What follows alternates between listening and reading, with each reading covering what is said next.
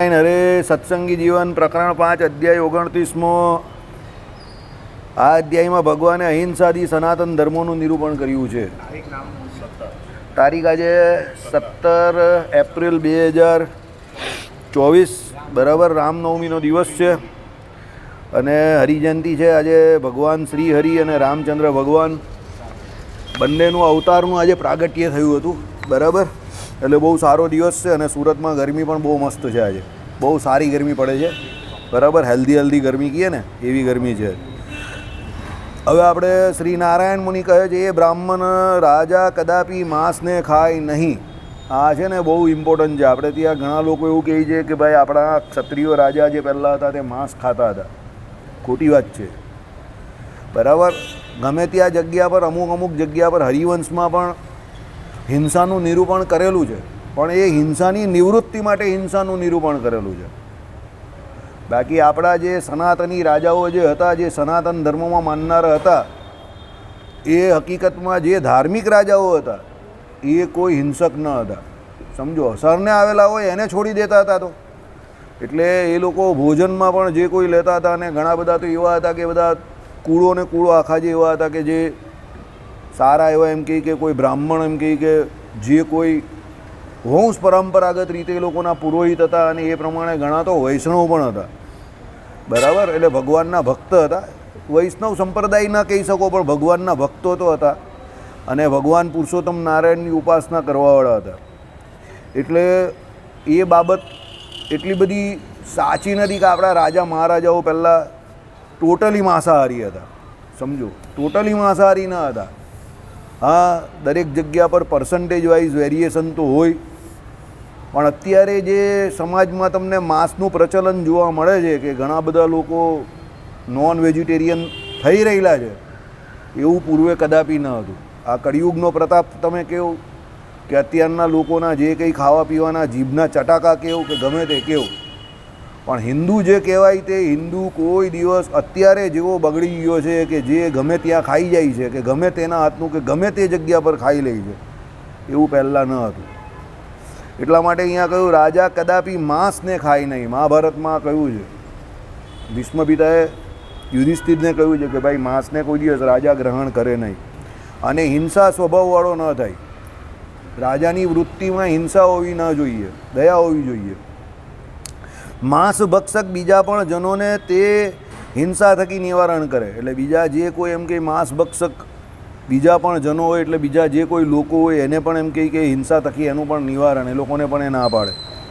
આ માંસ ભક્ષણનો તથા હિંસાનો પ્રતિષેધ યદ્યપી સર્વસામાન્ય છે। આવી ગયું ને, માંસ ભક્ષણ કોઈ જીવે નહીં કરવાનું। શ્રીજી મહારાજે આજ્ઞામાં કહી દીધું કે ભાઈ દેવતાનું નૈવેદ્ય હોય તો પણ મદ્ય માંસ ગ્રહણ કરવું નહીં। હવે દેવતાનું નૈવેદ્ય લેવાની ના પાડી તો કોઈ બીજી પોઝિશનમાં કે કન્ડિશનમાં આપતકાળમાં પણ માંસ ગ્રહણ કરવાની ના પાડેલી છે। ગમે એવો આપતકાળ હોય, માંસ ગ્રહણ કરવાની ના પાડેલી છે। સમજો, એટલે ઘણા લોકો એવી દલીલ કરતા હોય છે કે ભાઈ એની તબિયત નહીં સારી એટલે એમ કહે કે એ માંસ ગ્રહણ કરે છે, પણ તબિયત નહીં સારી તો પણ માંસ ગ્રહણ નહીં કરવાનું। સમજો, શરીર જે છે એ કદાચ પ્રારબ્ધે કરીને પડી જશે, પણ જો એ શરીરે કરીને ધર્માચરણ કર્યું હશે તો એ શરીર પડશે પછી એની ગતિ સુધરશે। પણ જો એ શરીરના મોહમાં ને મોહમાં માંસ ભક્ષણ કરશે કે બીજા જે કોઈ અહિંસાદિક નિયમ છે એનું પાલન ન કરશે તો કાળે કરીને શરીર તો પડવાનું જ છે, પણ એ પડ્યા પછી એ ઘણો દુઃખી થશે। એટલે શરીરના મોહે કરીને પણ કોઈ દિવસ શાસ્ત્ર મર્યાદાનું ઉલ્લંઘન કરવું નહીં અને માંસ ભક્ષણ કરવું નહીં। મહાત્મા ગાંધીને કહ્યું હતું, પણ મહાત્મા ગાંધીએ ચોખ્ખી ના પાડેલી કે નહીં માંસ ભક્ષણ ન કરીશ। વાણિયાનો દીકરો છું, વૈષ્ણવનો દીકરો છું એમ કે માંસ ભક્ષણ ન કરીશ। એને નોન વેજીટેરિયન સૂપ પીવાનું કહ્યું હતું પણ એને ના પાડી દીધેલી।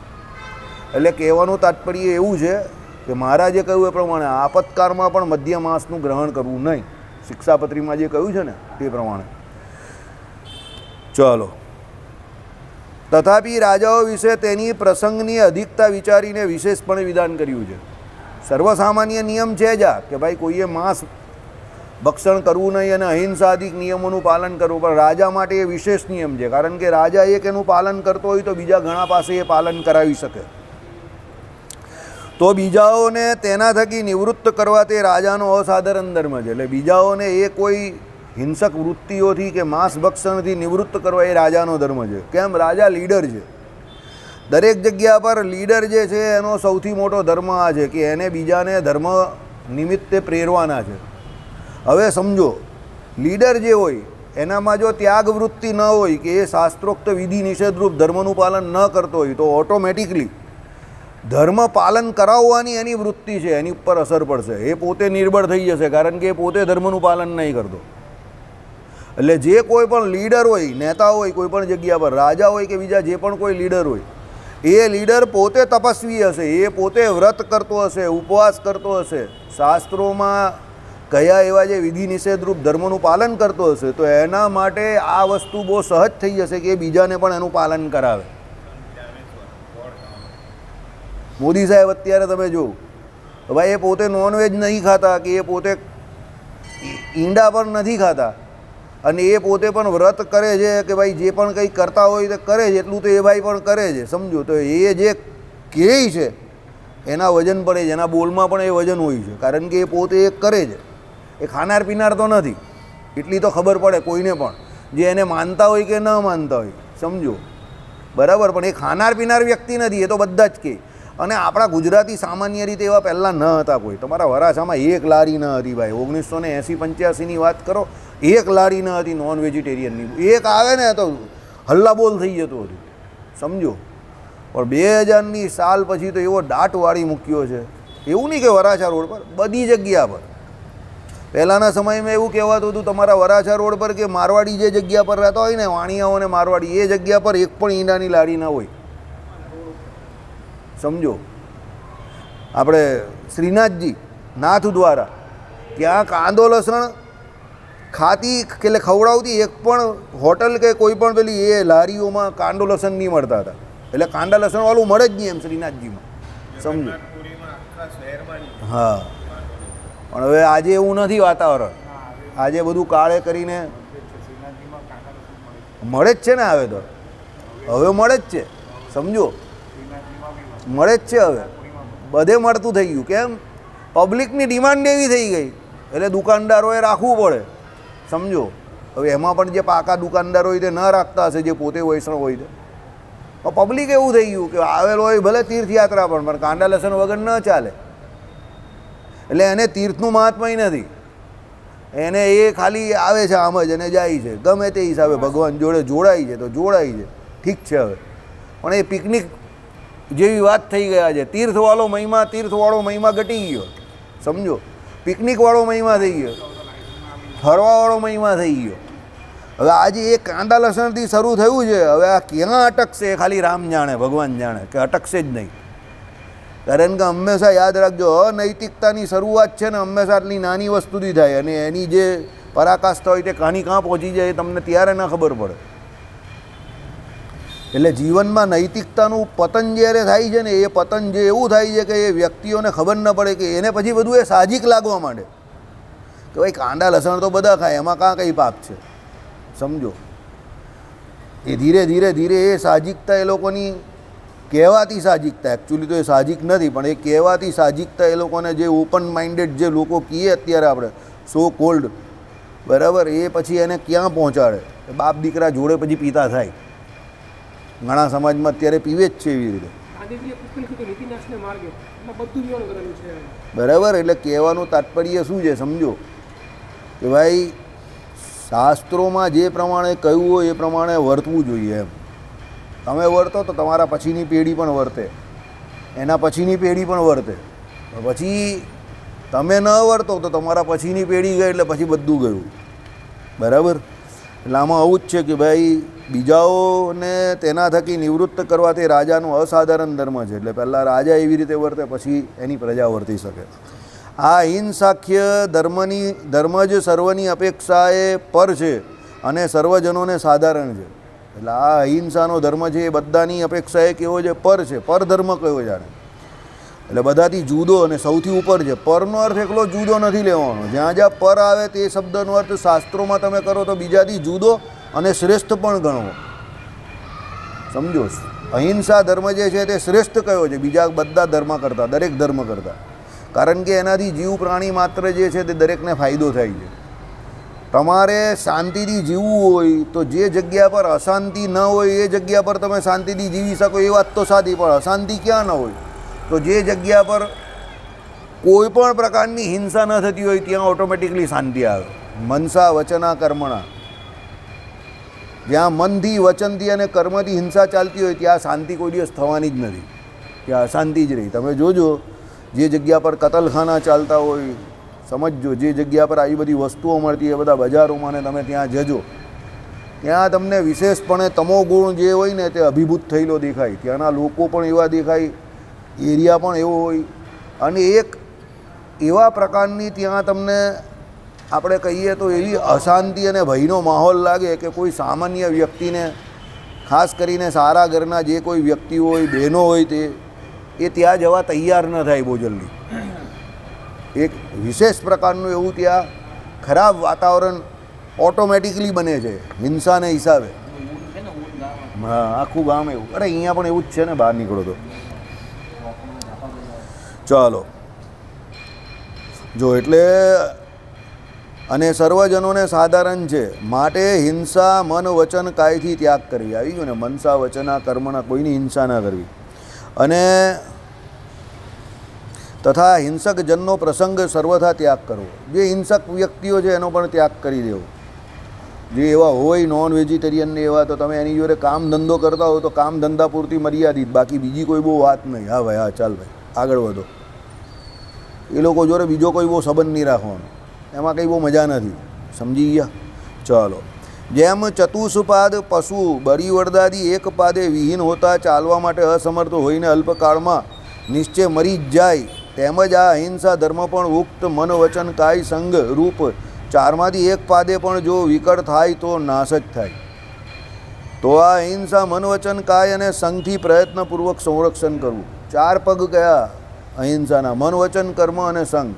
એવા હિંસક વ્યક્તિઓનો સંગ કરવો એ પણ હિંસાને જ નોતરે છે. એટલે મનથી, વચનથી અને કર્મથી પહેલાં અહિંસાનું પાલન કરવું. એટલે કોઈ પણ વ્યક્તિ વિશે ખરાબ વિચારવું નહીં, હિંસા થાય એવું વિચારવું નહીં. મનથી, વચનથી કોઈને દુભાવવા નહીં. બોલીને પણ ઘણા લોકો કોઈને દુભાવતો હોય તો એ પણ દુભાવવા નહીં. અને પ્રત્યક્ષ તો કોઈની હિંસા કરવી નહીં. કોઈને માર મારવો, મહારાજે કહ્યું ને તાડન કરવું, કે પછી તમે કોઈ પણ પ્રકારના અસ્ત્ર વડે કે શસ્ત્ર વડે કોઈનું અંગનું છેદન કરે ને આ બધું જે કંઈ કરે આવું કંઈ આપણે કરવું નહીં. એટલે મનસા વચના કર્મણા અહિંસા ધર્મનું પાલન કરવું. અને ચોથું, જેઓ હિંસક વ્યક્તિઓ છે એનો સંગ ન કરવો. આ ચારમાંથી તમે કોઈ એકનો પણ ત્યાગ કરો તો ચતુષ્પાદ જે કોઈ પ્રાણીઓ કયા, ચાર પગવાળા પ્રાણીઓમાં કોઈ એનો એક પગ જો કપાઈ જાય, એક પગ કદાચ એનો તૂટી ભાંગી જાય તો પછી એ વિકળ થઈ જાય અને એ બરાબર ચાલી નહીં શકતો અને અંતે એ મરી જ જાય છે. તે પ્રમાણે તમે આ ચાર પાદ જે કયા, મન વચન અને કર્મ, અને ચોથું એવા હિંસક લોકોનો સંગ, આ ચારમાંથી એક પદનો પણ ત્યાગ કરો તો સમજજો ગમે ત્યારે તમે આ હિંસા એટલે અહિંસા રૂપી ધર્મમાંથી પડવાના છો. એટલે તમારે અહિંસા રૂપી ધર્મનું પાલન કરવું હોય તો તમારે પોતે એની શરૂઆત કરવી પડે એ પ્રમાણે ધીરે ધીરે. અને એક વસ્તુ યાદ રાખજો, તમે સત્સંગી થવાનો સંકલ્પ કરશો ને, દ્રઢ સંકલ્પ કે મારે સારા સત્સંગી થવું છે, પછી છે ને ઓટોમેટિક ગાડી તમારી એ તરફ જવા માંડશે.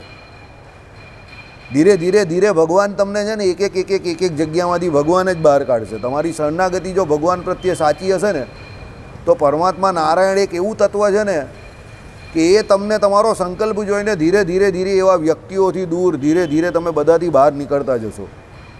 કારણ કે આપણું મન જે છે કે આપણું આ જીવ જે અંદર રહેલો છે ને એ જીવની જોડે જ પરમાત્મા રહેલા છે. એટલે આપણે જે પ્રકારની જેવી ઈચ્છા કરીએ ને તેમ તેમ તેમ ભગવાન તમને તે વસ્તુઓથી, વ્યક્તિઓથી ધીમે ધીમે મુક્ત કરવા માંડશે. સમજજો, સંસાર બહાર પણ રહેલો છે ને સંસાર અંદર પણ રહેલો છે આપણી. હવે તમને બહાર જો સંસારનો ત્યાગ કરવો હશે તો અંદરથી તમને ત્યાગ નીકળશે પહેલાં. હવે અંદરથી તમને જેમ જેમ સંસારનો ત્યાગ નીકળશે ને એમ ધીરે ધીરે બહાર પણ તમને ત્યાગ થવા જ માંડશે. પણ તમને અંદરથી સંસાર નથી છૂટ્યો ને તો તમે બહાર ગમે એટલો એનો ત્યાગ કરો પણ એ સંસાર તમને પકડવા ભેરવવા આવશે જ. એના સો મેની એક્ઝામ્પલ્સ છે. એટલે તમને પહેલાં અંદરથી એવું હોવું જોઈએ કે મારે સંસારમાં બહુ કોઈને મળવું નથી, કોઈની જોડે બહુ જીભા જોડી નહીં કરવી કે માથાકૂટ નહીં કરવી. મારે ભજન કરવું છે, ભગવાનનું સત્શાસ્ત્રનો અભ્યાસ કરવો છે, શાંતિથી હરિભક્તોને જ મળવું છે, સત્સંગ કરવો છે, ભગવાનના દર્શન કરવા છે, પ્રદક્ષિણા કરવી છે, આ કરવું છે, તો સત્સંગમાં તમારી વૃત્તિ ધીરે ધીરે ચોંટશે, મંદિરમાં ચોંટશે અને જગત વ્યવહારમાંથી તમે ધીરે ધીરે ઓટોમેટિક અળગા જ થતા જશો. આ પરમાત્માની કૃપા છે, બહુ મોટી કૃપા છે. પણ તમને જગતના અંદરથી પોતાને જ બહુ કીડા હશે કે ના મારે આમ કરવું છે ને તેમ કરવું છે ને ફલાણું કરવું છે ને ઢીમકું કરવું છે ને આને બતાવી દઉં ને તેને બતાવી દઉં, તો પછી ભગવાન તમને તમે બતાવવા જશો જેટલું એટલો તમારો સંસાર અને વ્યવહાર જે છે વધતો જશે. એટલે વ્યવહાર જે છે તે કેટલો મહારાજે કહ્યું એ પ્રમાણે ભગવાનની આજ્ઞા મુજબ જેટલો કરવાનો છે એટલો જ કરવાનો, જાતે નહીં વધારો એને. સમજો, પોતે એવા બધા બહુ મોટા મોટા ઇનિશિયેટિવ ન લેવું કે તમારો વ્યવહાર જાતે જ વધે. એ જેટલો કરવાનો છે એટલો કરવાનો, અને મોઢું બગાડીને પણ ન કરો. સમજજો, એ પણ તમને કહી દઉં, જે કામ કરવાનું છે ને એમાં મોઢું નહીં બગાડવાનું. હવે અત્યારની જ વાત કરીએ તો અમે અત્યારે પ્રોપર્ટી ટેક્સ ભરવા બેઠેલા, મંદિર ચૂકાતું હતું, અમે જોયું હવે આજે રજા એટલે ઓફિસ તો જવાય નહીં મ્યુનિસિપાલિટીની, અને આજે જ ભરવાનું હતું એ વાત પણ નક્કી, પછી સમય મળે કે નહીં મળે એ બધી મગજમારી. તો બેઠા તો ભલે દર્શન ચૂકી ગયા કે ગમે તેમાં પછી પેલા ચશ્મા તૂટી ગયા, કહું ચાલો કંઈ નહીં, દર્શન ચૂકી ગયા તો ચૂકી ગયા. હા, તો ઘનશ્યામ મહારાજના દર્શન થયા, પણ મોડું બગાડવાનું નહીં પછી કે ભાઈ એ કરવા બેઠા એટલે દર્શન રહી ગયા અને આમ ને તેમ ને પછી કકડાટ કરવાનું ને અત્યારનું બગાડવાનું ને એવું બધું નહીં કરવાનું. ઘણા લોકો શું ભાઈ પાછળનું પણ બગાડે, એ કકડાટ કર્યા કરે કે આજે દર્શન નહીં થયા અને આજે આમ થયું ને તેમ થયું, એ કકડાટ નહીં કરવાનું. જ્યાંથી જે પકડીને લાઈન એટલે એમાં જોડાઈ જવાનું. હવે અહીંયા આવી ગયા ને હવે ભૂલી જવાનું, પૂરું થઈ ગયું, ગોન ઇઝ ગોન. હવે શું વિચારવાનું, 10 ને 10 સુધી અહીંયા જ બેસવાનું જ ને, અડધો કલાક મોડા આવ્યા તો અડધો કલાક વધારે બેસવાનું જ ને, બી પોઝિટિવ. ચાલો હવે ભજન કર્યા કરો. સમજો, પણ જ્યારે જે કામ કરો ને એ બિંદાસ કરો, ખુલ્લા દિલથી કરો, એમાં મોડું બગાડવાના ધંધા નહીં કરવાના. મોડું બગાડવાથી શું થશે ખબર, તમારું પેલું કામ પણ બગડશે અને આ કામ પણ બગડશે. સમજો, અને તમને સ્ટ્રેસ પહોંચશે, ફ્રસ્ટ્રેશન આવશે, હરિવરિયન કરી. આ 3 બહુ ખતરનાક છે. ઉતાવળ કરો એટલે હરી, ઉતાવળમાં પછી કામ ન થાય એટલે પછી વરી, અને ત્રીજી આવે ગરમ ગરમ કઢી. આ 3 એવા છે ને કે એ તમારું મગજ જે છે ને હાઈપર કરી નાખે. એટલે એવોઇડ, આનાથી દૂર રહેવાનું, હરિવરિયન કરી, આ 3થી દૂર જ રહેવું. એકદમ શાંતિથી ઠંડા કલે જે કામ કરવાનું. આમાં નિલેશભાઈની જેમ બેંકમાં બેઠેલા હોય, પેલો કોઈ મારી આઉટસ્ટેન્ડિંગ કેટલી છે, આટલાનો ચેક આવવાનો છે, ભાઈ 50,000 રૂપિયા નાખેલા છે પણ સામે આટલા જ લાગે છે, ફલાણું છે, ઢીમકું છે. અને નિલેશભાઈ આ ભાઈને પાણી આપો, પેલો કોઈ સાહેબ આમ છે, આ ભાઈને ખુરશી પર બેસાડો. એટલે પેલો ખુરશી પર બેસે, પાણી ચેક નથી આવ્યો, આવશે, કેટલા રૂપિયા છે, આટલા ખૂટે છે, ચાલો આટલા ભરી દઉં. અટકાવવાનો હોય તો સ્ટોપ પેમેન્ટ કરી દઈશું આપણે, પણ કોઈ હરિવરિયન કરીને. એટલે પેલો પાણી પીએ, ઠંડો પડે, સ્ટોપ પેમેન્ટ મારવું છે, આ મારી દીધું. બોલો હવે તમે આવશો ત્યારે જ ચાલુ થશે. જાઓ ઘરે જાઓ, શાંતિથી ઠંડુ પાણી પીજો, સૂઈ જાઓ. ટેન્શન લેવાનું જ નહીં. હંમેશા જિંદગીની બધી ક્રિયા આપણે જે કોઈ કરીએ છીએ એ આપણા માટે કરીએ છીએ. મી ફર્સ્ટ, એટલે હું બરાબર હોઈશ તો આ બધી વસ્તુ છે.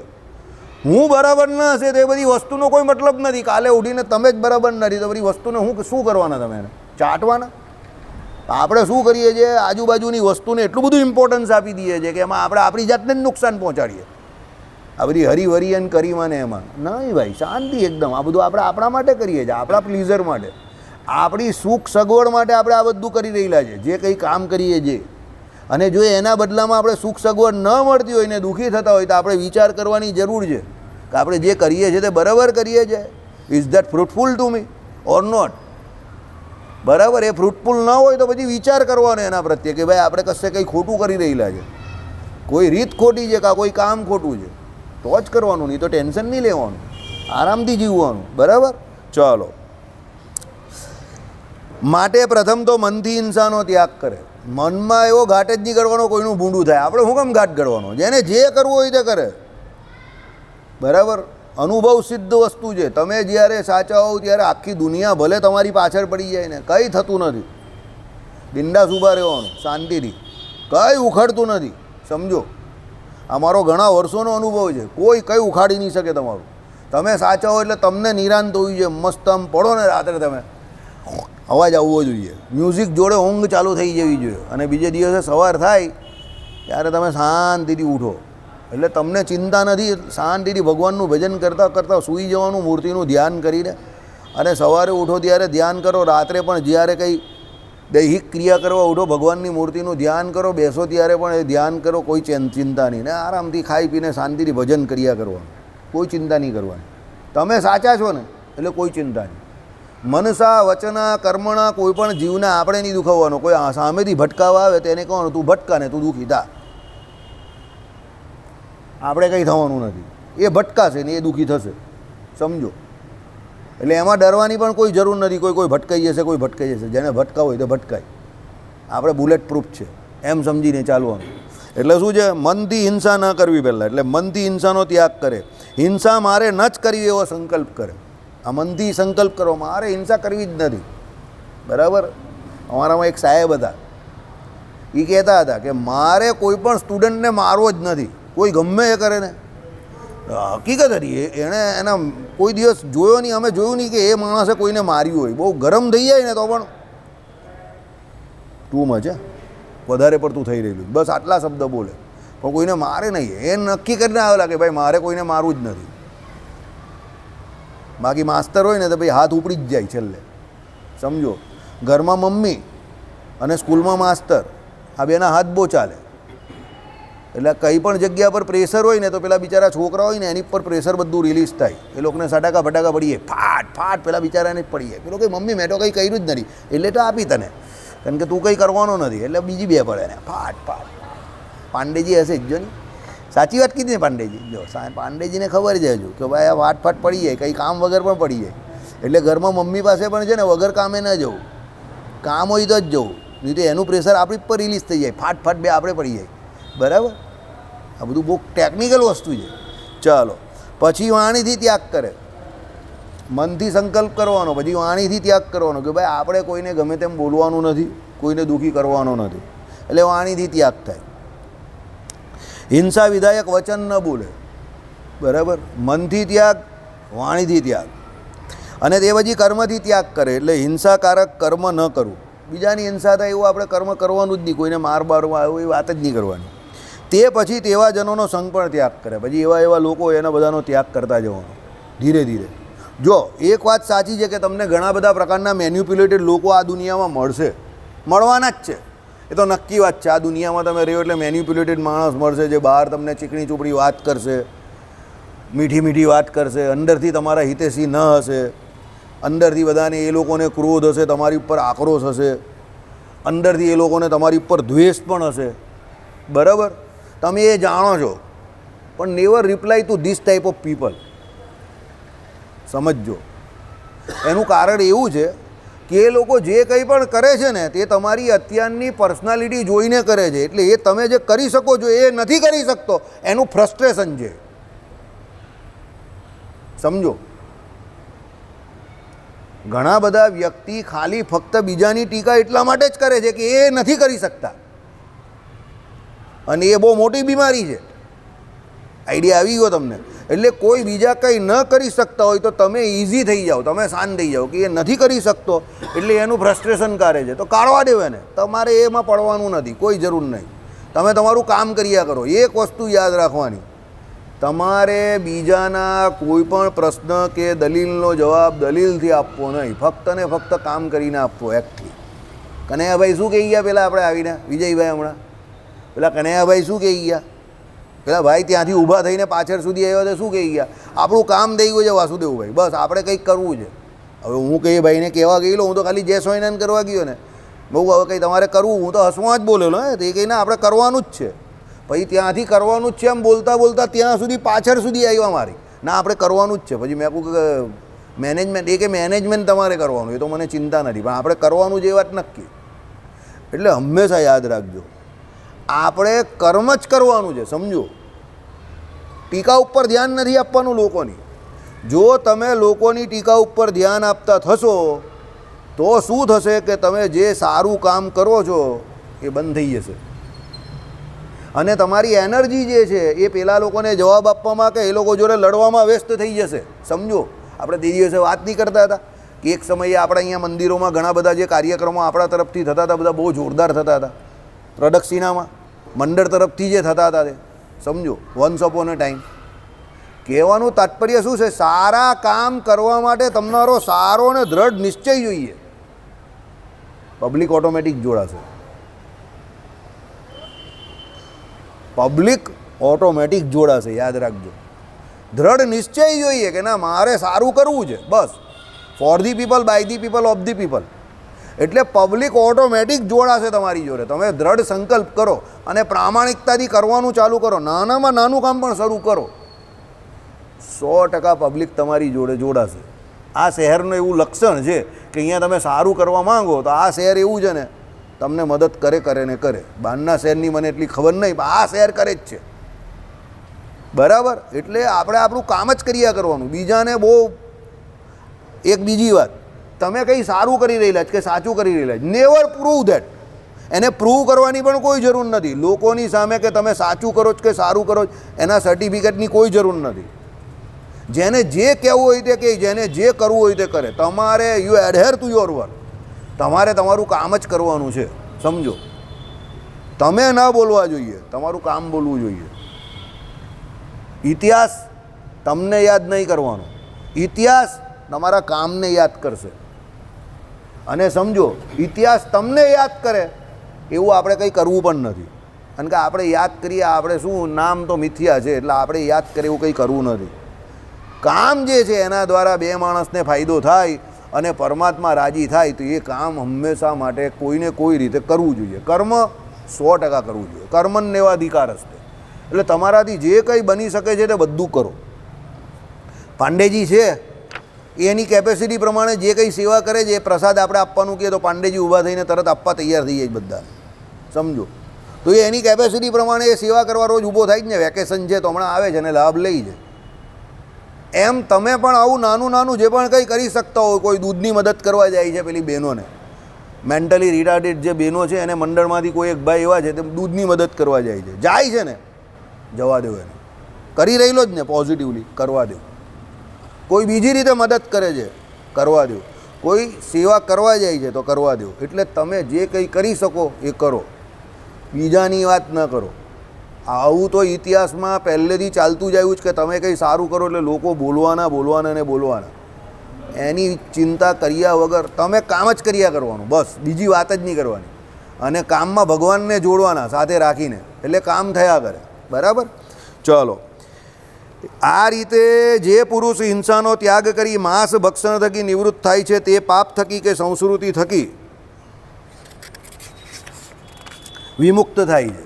યાદ રાખજો, તમે નોન વેજીટેરિયન જે કોઈ લોકો છે એના કરતાં સૌથી પહેલાં સારા ક્યારે થઈ ગયા? તમે વેજીટેરિયન બન્યા ને એટલે પહેલાં તમારું પાપાચરણ અટકી ગયું. એટલે મોક્ષના માર્ગમાં પહેલું સોપાન જે છે, તમારું પ્રથમ પગલું જે છે તે પહેલું જ ભરાઈ ગયું. તમને ખબર છે કે નથી ખબર એ અલગ વાત છે. એવા ઘણા લોકો હશે કે એને ખબર ન હશે, પણ ડાયરેક્ટલી કે ઇનડાયરેક્ટલી તમે જો વેજીટેરિયન થયા છો એટલે મોક્ષના માર્ગમાં તમારું પ્રથમ સોપાન એટલે પહેલું પગલું તમે ભરી લીધું. સમજજો, ખાલી તમે અહિંસક બન્યા એટલામાં મન વચન કર્મથી જો તમે અહિંસાનું પાલન કરો છો અને એવા સંગ પણ કુસંગથી પણ દૂર રહો છો એટલે તમે મોક્ષના માર્ગમાં પહેલું કદમ જે છે તે આગળ વધારી દીધું. હવે એનાથી એક્ઝેક્ટ ઉલટું, જે તો માંસને ખાય છે તેને આ ચારમાંથી હર કોઈ એક પાતથી હિંસા અવર્જનીય છે. કોઈ પાતથી હિંસા થાય જ. એટલે જે માંસને ખાય છે તેને તો એમ કે કોઈને કોઈ રીતે હિંસા થવાની જ છે. સમજો, એટલે કહેવાનું તાત્પર્ય એવું છે, માંસાહારી કોઈ પણ રીતે અહિંસક બની શકતો નથી. બરાબર? એ અહિંસાનો ધર્મ પાળતો નથી એટલે એ એના કલ્યાણના માર્ગથી બહુ દૂર છે. એટલે તમારે જો મોક્ષ કરવું હોય તો પહેલાં મનસા વચના કર્મણા અને સંગથી અહિંસારૂપ ધર્મનું પાલન કરવું પડશે. બરાબર? પાર્થિવે પ્રાણી માત્રનું પુત્રની પેઠે પોષણ કરવું, આ તો ક્ષુદ્ર પશુ છે એમ માનીને અનાદર ગાફલતા ન રાખવા. પશુનો વધ થતો હોય તો તે થકી નિવારણ કરી તેનું સંરક્ષણ જ કરવું. કેમ તો રાજા સર્વેનો પિતા છે. પાર્થિવ એટલે અહીંયા રક્ષક કયો, રાજા. એટલે એણે શું કરવાનું છે? પ્રાણી માત્રનું પુત્રની પેઠે પાલન કરવાનું છે. મહારાજે કહ્યું ને, રાજાના ધર્મમાં કહ્યું ને, પોતાની પ્રજાનું પાલન પુત્રની પેઠે કરવાનું કહ્યું છે ને, શિક્ષાપત્રી અર્થદીપિકા. સમજો તો અહીંયા પાર્થિવ શબ્દનો અર્થ એવો લેવાનો છે કે રાજાએ પોતાના પુત્રની જેમ પ્રજાનું પાલન કરવાનું છે. આ તો ક્ષુદ્ર પશુ છે. હવે એ પ્રજાની અંદર એના પશુ પણ આવી જાય છે. એટલા માટે ગૌ હત્યા જે થઈ રહેલી છે, ગાય કે કોઈ પણ પશુ આમ જોવા જાય તો અવધનીય છે. કોઈને મારવાનો કોઈને પણ અધિકાર નથી. તો ક્ષુદ્ર પશુ છે એમ કરીને એ બધા એ તો મરતા એમ કહે કે એમ કરીને ગાફલતા ના રાખવી. રાજાનો ધર્મ છે કે એના રાજ્યને વિશે અહિંસારૂપ ધર્મનું સૌથી વધારે પાલન થાય. એટલે શું કહ્યું? આ તો ક્ષુદ્ર પશુ છે એમ માનીને અનાદર ગાફલતા ન રાખો. પશુનો વધ પણ થતો હોય તો તે થકી નિવારણ કરી તેનું સંરક્ષણ જ કરવું. પશુવધ પણ ન થવો જોઈએ. પશુવધનું નિવારણ કરવું અને સંરક્ષણ કરવું. બરાબર? પશુનો વધ થતો હોય તો તે થકી સંરક્ષણ. કેમ તો રાજા સર્વેનો પિતા છે અને સર્વે જીવો રાજાના પુત્રો છે. તો સર્વ જીવોની હિંસકો થકી અને અન્ય ભય થકી સદા સંરક્ષણ કરવું. અન્યથા ક્ષત્રિય કેમ હોઈ શકે? ક્ષત્રિયનું કામ જ એ છે કે બધાની રક્ષા કરવી. એટલે બધા જીવોની હિંસક પશુઓ થકી, એટલે જે હિંસકો છે એના થકી. અહીંયા શું કહ્યું? હિંસકો થતી, એટલે જે હિંસા કરનારા પેલા જે પારધી કહે કે જે કોઈ કે એના થકી, અને અન્ય ભય થકી બીજા જે કોઈ ભય હોય એ બધા થકી એને રક્ષા કરવી. કારણ કે રાજાનો અર્થ જે છે બીજાનું રક્ષણ. એટલે બીજાને જે શાંતિરૂપી કે રક્ષારૂપી જે એમ કહે કે કવચ આપવું એ રાજાનું કાર્ય છે. હવે આજે રામનવમી છે તો આપણા મંડળમાં પ્રસાદનું આયોજન કરેલું છે. તો તમે બધાએ પ્રસાદને ગ્રહણ કરજો એવી આપણી આશા છે. ઠંડો પ્રસાદ છે એટલે તમને બધાને ફાવે.